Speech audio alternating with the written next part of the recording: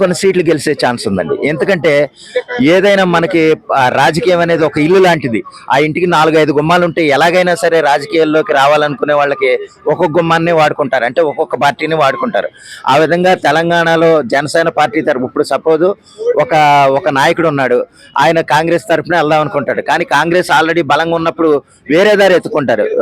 జనసేన కొత్తగా వస్తుంది కదా, ఆ పార్టీలో చేరి మన మన రాజకీయాన్ని మనం పరీక్షించుకుందాన్న ఉద్దేశంతో అలా రాజకీయంగా ఎదిగి జనసేన పార్టీ తరఫున ఆయన పోటీ చేసి ఒక విధంగా గెలిస్తే అది కొంత ఉపయోగం, పార్టీకి ఉపయోగం ఉంటుంది, లోకల్గా ఆయనకు కూడా వ్యక్తిగతంగా ఉపయోగం ఉంటుంది అనేది ఉద్దేశం.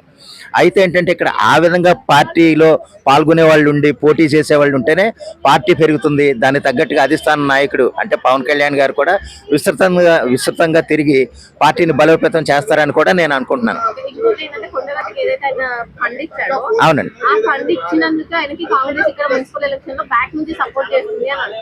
అవునండి. యాక్చువల్గా కొండగట్టుకి సపోర్ట్ చేసినప్పుడు 33 కోట్లు 34 కోట్లు ఇచ్చినప్పుడు కొంతమంది వ్యతిరేకించారు. అదేలాగంటే నీకు 33 కోట్లు తెలంగాణ రాష్ట్రానికి ఎందుకు ఇచ్చావు, వాళ్ళ ప్రభుత్వం లేదా ఆంధ్రప్రదేశ్ ప్రభుత్వం నుంచి మీరు ఎందుకు ఇచ్చారని కొంతమంది అడిగారు. అయితే యాక్చువల్గా ఏంటంటే అదే ఒక తిరుమల తిరుపతి దేవస్థానం నుంచి వచ్చిన ఫండ్ని తీసుకుని యాక్చువల్గా ఆ సమయంలో నేను చెప్పింది ఏంటంటే తిరుమల తిరుపతి దేవస్థానం అనేది కేవలం ఆంధ్రప్రదేశ్ భక్తులు వస్తేనే నడిచింది కాదు. తెలంగాణ నుంచి వచ్చిన భక్తులు ఉన్నారు, ఇతర రాష్ట్రాల నుంచి వచ్చిన భక్తులు కూడా ఉన్నారు. తెలంగాణలో నుంచి వచ్చిన భక్తులు ఉన్నప్పుడు టీటీడీ అనేది ఎక్కడైనా పెట్టుబడి పెట్టగలదు. అక్కడ తెలంగాణలోనే ఎందుకు పెట్టావు, ఆంధ్రప్రదేశ్ రాష్ట్రానికి చెందిన దేవాలయం కదా అని అనుకోవడానికి మనం తప్పది.